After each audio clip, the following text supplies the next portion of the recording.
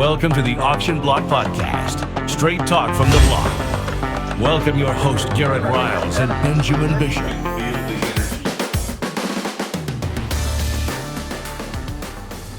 Welcome to the Auction Block. I'm your host, Garrett Riles, and I'm here today with my friend, Benjamin Bishop. And we are honored today to have Mr. CJ with us, and it is quite the honor to have Mr. CJ via webcast with us today, and he's got some pretty exciting news, and we're just going to let him jump in and tell us of a very exciting accomplishment that he's just achieved here in the state of Mississippi. Mr. CJ, welcome to the Auction Block. Guys, thank y'all for having me. So every year the Mississippi Auctioneers Association, they put on a state competition, and so went, competed, won the state title, got to compete with some of my really good friends, a lot of really good talent. It's a great deal. If anybody is an auctioneer and not a part of the MAA, I would very strongly encourage you. It costs $100 a year to join. You have a whole group of guys behind you, and I would encourage anybody to come and next year and compete in the competition. You'll learn so much, and it's just a good time, and it's just really awesome deal. That's awesome, man. Congratulations on that. So you're a MAA champion and not a MMA champion. That's right, state champion. I want to get in the octagon. CJ Rea. Yeah. I ain't built for the octagon. I got you. Now I may can take Jay Worley or somebody like that, but that's about it. Oh, now? Yeah. I feel you on that. I'm not built for the octagon either. I don't reckon. But man, what an accomplishment! That's awesome. Where was this year's hosted at? They held it at Jeff Martin. Mr. Steve Riles is our president, and they used Jeff Martin's facilities as an office, and he was kind enough to let the association every year. He's working just like we do every time we have an auction on Saturday, and lets us come in and sell some of his beginning items. And so the association really appreciates him for doing all that, and they got a good facility down there. How do Nice. How does it start? Like when you how does it go how does the competition go? So they actually take us all in. I think there were 7 of us. They lock us in a room, and then they come get us out one by one, take everybody down in front of a microphone, and judges interview you. They ask you questions, stand out there, answer all the questions, sit down in the crowd, and then they get up there, and we're selling stuff just like the beginning of any of your sales, Garrett. We're selling jumper cables and everything, all kinds of different stuff. It was a whole lot of fun, and it was a really, really good competition. Yeah, that's cool. So it's a pretty natural environment. It's not very rigid or formal as far as a ballroom setting, that kind of deal. It's more in your own habitat kind of feeling. Absolutely. Other than wearing the sport coat, but they do have air conditioners, so that wasn't that bad either. Yeah. And luckily it wasn't July and August. Ain't no doubt. Here in Mississippi. It doesn't matter if you're an air conditioner or not when it hits that time of year around here. 100%. And so that was the Mississippi Auctioneer Association.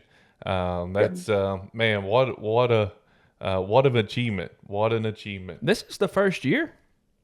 No, they've been doing it for 30 years, I think, maybe longer than that. I really don't know, but a lot of my mentors have won it in the past, and it was a real honor to be able to go and follow in their footsteps. Well, I know for a fact you're a good auctioneer. I'll give you that. You sound really good. You do a good job when you help us, and we really appreciate all your help. You've been there with us since I think you were one of the very first phone calls I had. Since day one, Yeah. and that we can thank my Uncle Buddy for that. Yeah. And we can go from one thing to your love of fishing.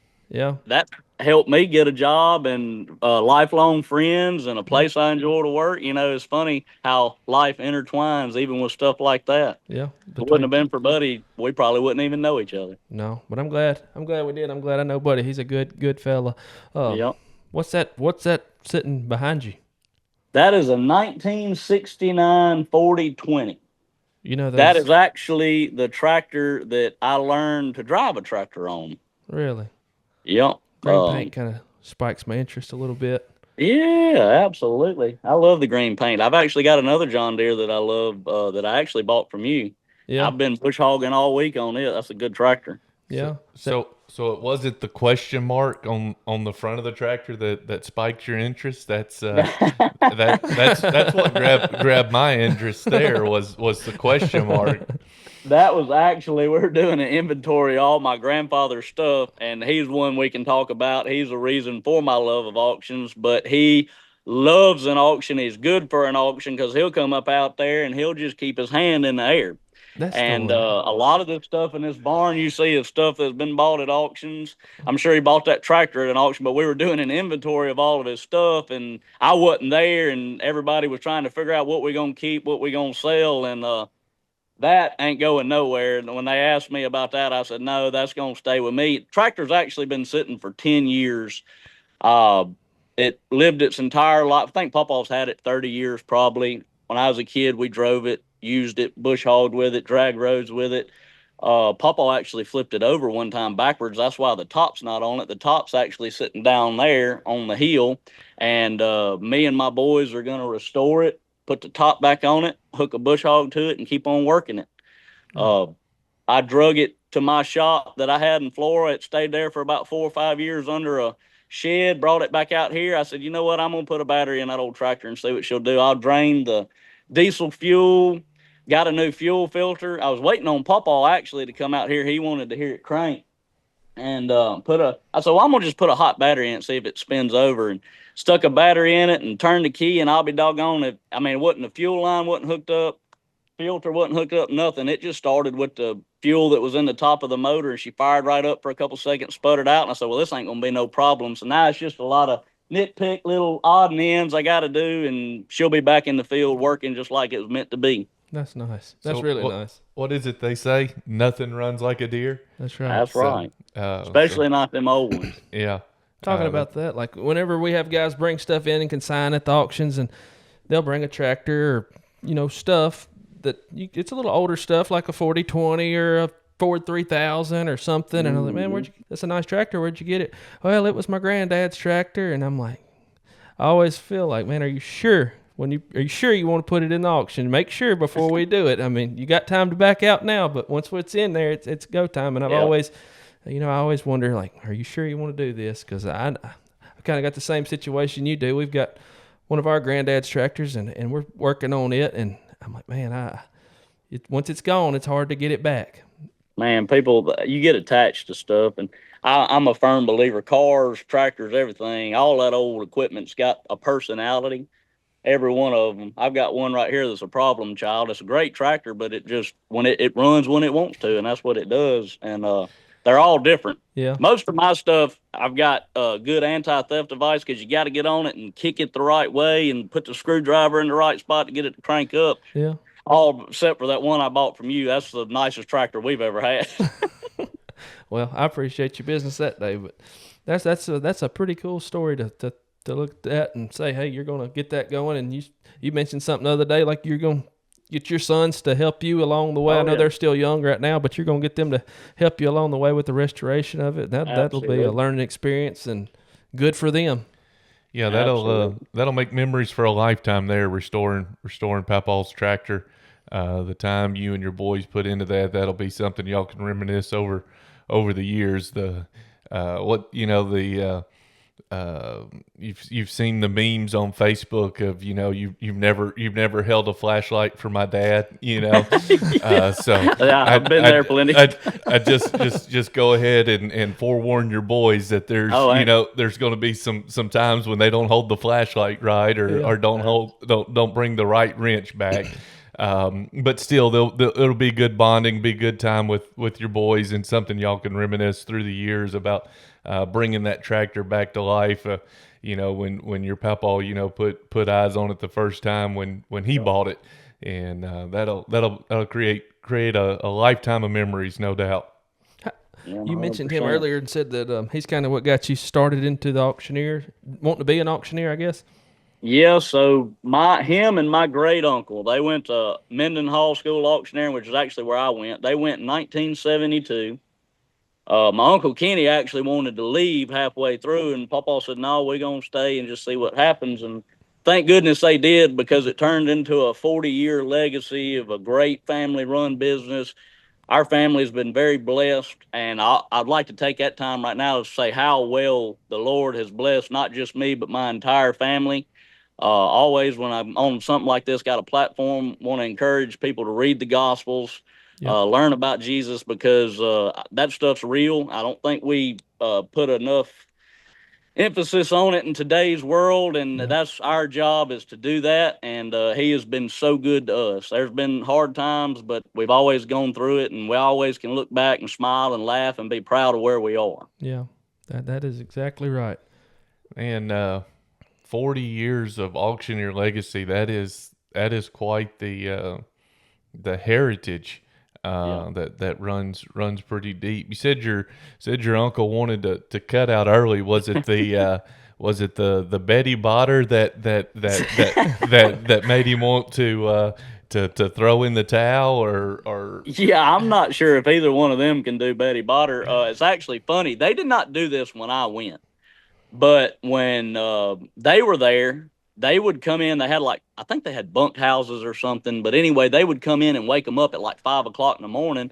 And there was a patch of woods beside the auction school that was not developed. Well, they'd make them walk out through them woods at 5 o'clock in the morning, just chanting and hollering and screaming, getting their lungs ready for the day. And I think that's why my Uncle Kenny wanted to leave. He may have felt like he was joining a cult or something. I don't know. But Papa made him stay, and it worked out good, because, I mean, the auction industry has blessed my family tremendously. And it's a whole lot of fun, and I'm very proud of which we were in the car auction business, and I actually still work for the people that we sold to. Yeah.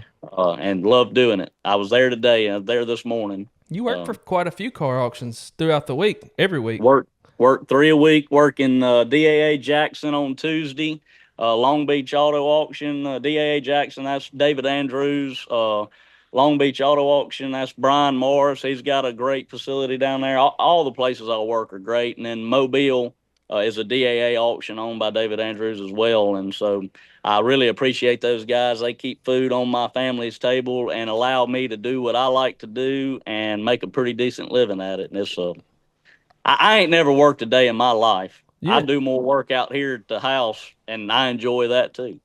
Chad, last week, you and him travel together a lot, don't you? Me and Chad Brantley had traveled a many a miles together. Son. If you didn't catch we've last been in week's some- show, go check it out, because that's Chad Brantley, and Yeah. him and CJ are they're kind of like salt and pepper at our auctions. They're always together. auctioneer Chad. brothers? Yeah.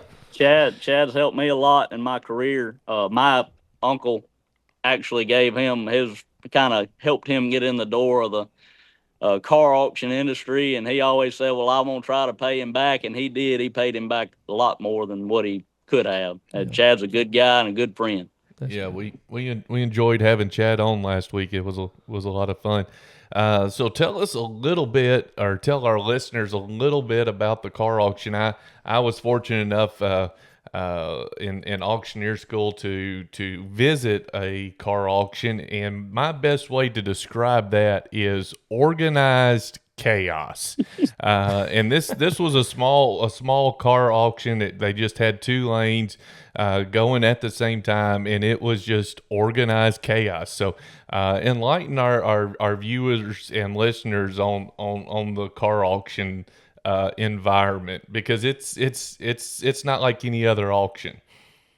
Basically, it's car auction's very fast paced. We're dealing with dealers, don't necessarily. We do have some we deal with the public, but for the most part, it's dealer only wholesale market. You got to have a dealer's license to be able to come in and buy.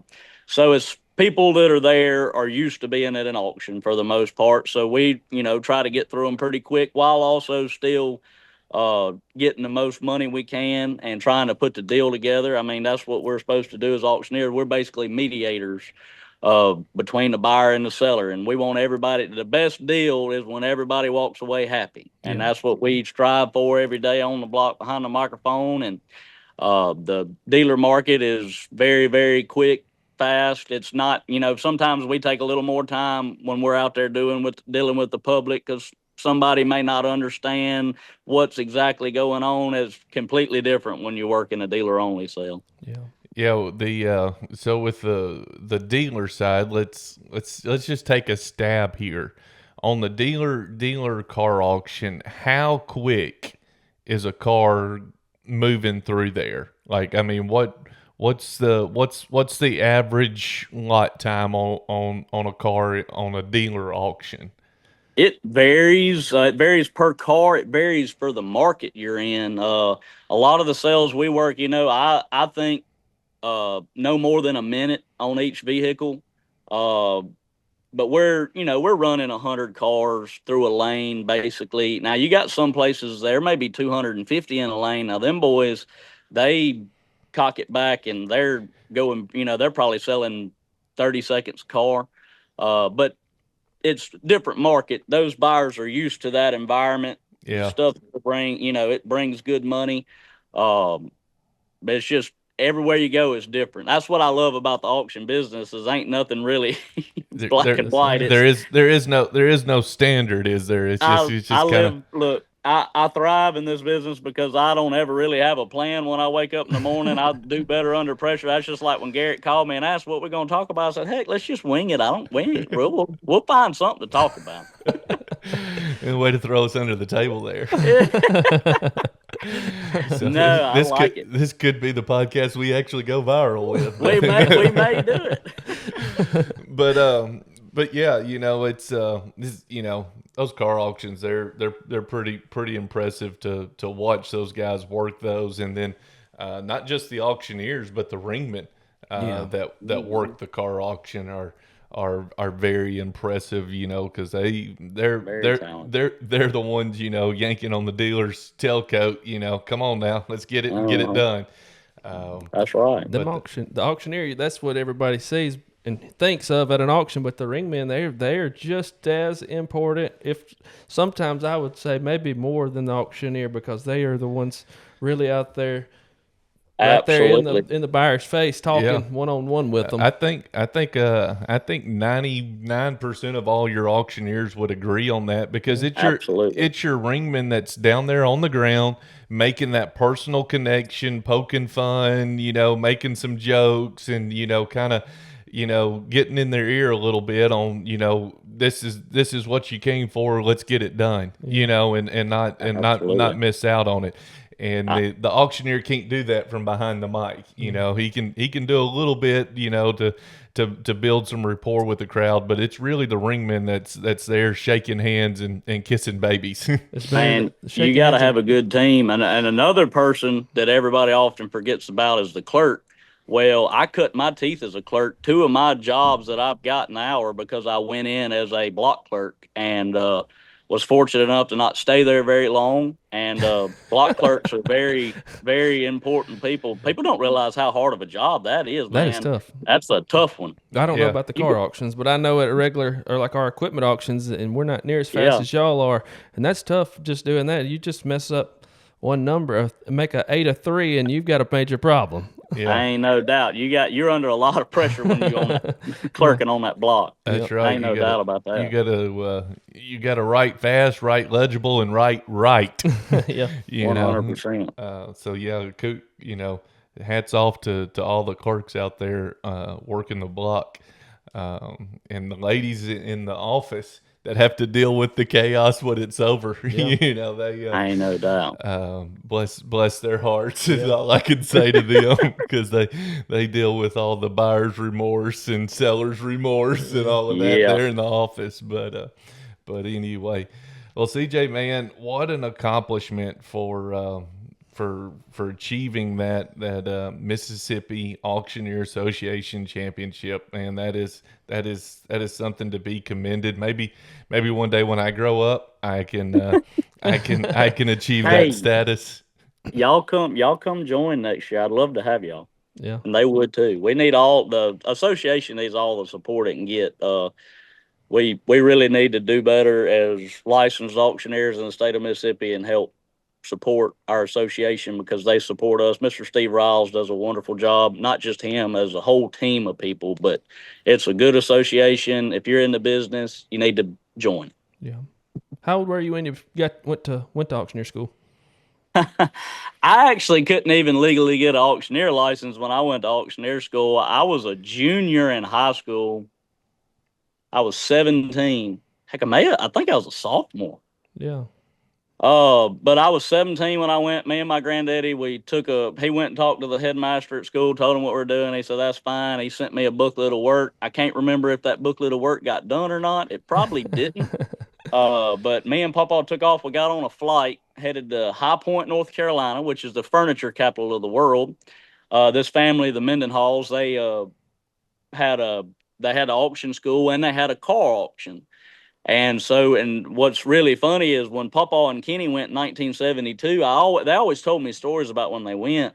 And Uncle Kenny, when I told him I was going, he said, son, the first thing they going to do when you walk through them doors, they going to take you to the right to a room. They going to sit you down.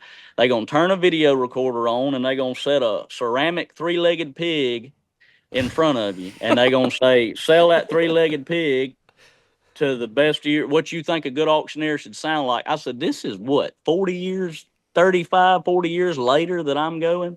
And I said, there ain't no way they kept up with that pig that long. But sure enough, I walked through them doors. That's the first thing they did. Thank goodness that video got lost. It's not in archives anywhere because it was absolutely terrible. Oh, boy. Wish we had that to play at the end of the show. Hey.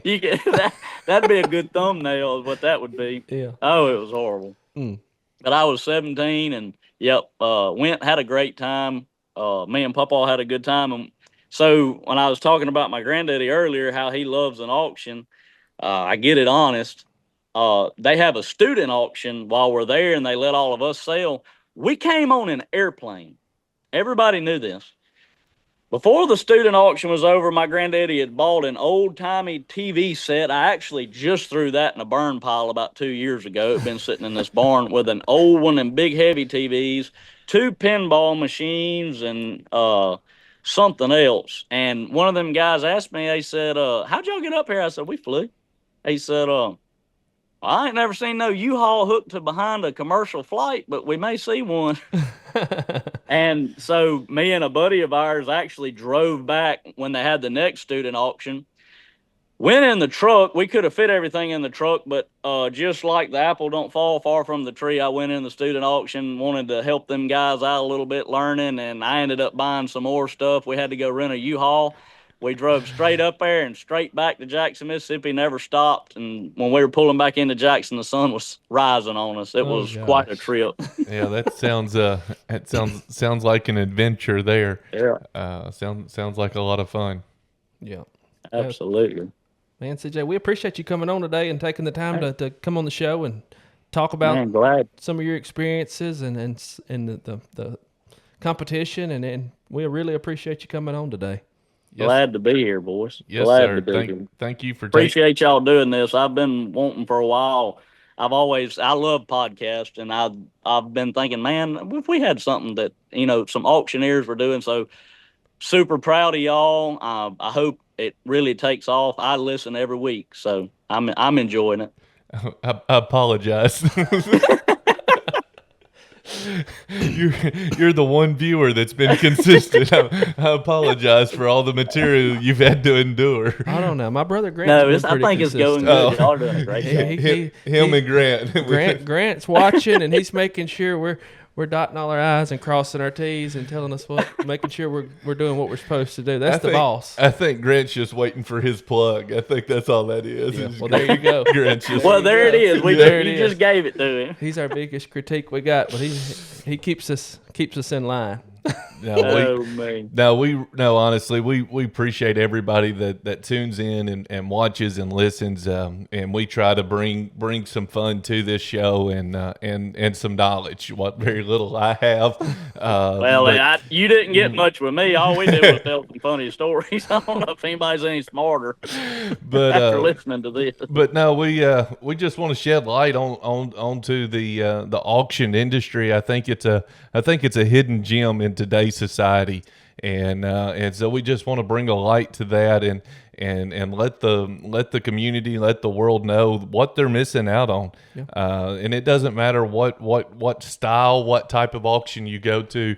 They're all unique and they're all Electric is a word that can be used there. They're an electric environment. And they can be addictive, you know. Oh yeah. And so, but yeah, if you haven't been to an auction lately or never been to an auction, find a local auction, go be a part of it, support it, and you'll be surprised what you find there, and you'll probably be surprised who you meet there. A lot of unique people come to auctions, and some good friendships are made through auction. And like I said, if you haven't been to one, or if you haven't been to one recently, encourage you to get out and find those local auctions and explore a little bit. Yeah. Yep. We've actually got one coming up June 7th. June 7th, Hickory Flat. We're Yep. taking consignments Okay. now. If you've got something you'd like to bring, we'd sure like to earn your business. We're going to have a state champion auctioneer there working that day. Mr. CJ Rea will be there. And we'd encourage you to come. Just check us out. We hope you can make it. Yeah. You know his paycheck just went up with that state championship. You know his pay tier just went up a notch when he earned that. He earned another. Well, I was hoping that the winnings were so big that he was just doing it from this point on. I'm just Kinda happy. his heart. Yeah, I'm just happy to be there. I'm just happy to be there. You thought he was just coming to sign some autographs from winning the championship. He's just going to sell a few items while he's there, and then do some autographs. You know. Yeah. Yeah. Okay. Yeah. You know, I try to get you a That's little what more I was money for the hoping. weekend. Hey, if I get anything, I'll split it with you. Okay. Oh. But man, CJ, it was a pleasure. It was an honor to spend some time with you and hear some great stories of your heritage and where you started and what you've accomplished. And man, just hats off. Congratulations on that championship win. And Appreciate that. I kind of feel like this won't be the last time that the auction block has heard from you. So we'll probably have you on here in the near future, and Would be honored. We'll cut up and have some fun again. Absolutely. And no telling what stories you'll have between now and then to tell us. Before we go, y'all want to hear the 4020 crank up? Maybe a good Facebook post to advertise a podcast. Yeah, see what you can get. Let's crank her up. I think I got the battery charged. He's got more nerves than I got. Make sure it's in park. You're gonna run over the camera. That's got a lot of guys, man. That's got a lot of guys over the years not cranking them on the seat, but I can't let it run too long. I got to get a new radiator. Oh. She's about ready to get back in the field. Yeah. see her smoking there. She's Yeah. running. So Well, yeah, it's a 4020. It's going to smoke. Hey, that's good. That's good. She's running there. well, that's it for the auction block. I'm Benjamin Bishop, and until next time, we'll see you later. Thank y'all all Appreciate for y'all. watching. Thank you, CJ, for coming. Come see us June 2nd. If you got questions about the auction, give us a call, 662-274-4708. Like and subscribe. Thank you.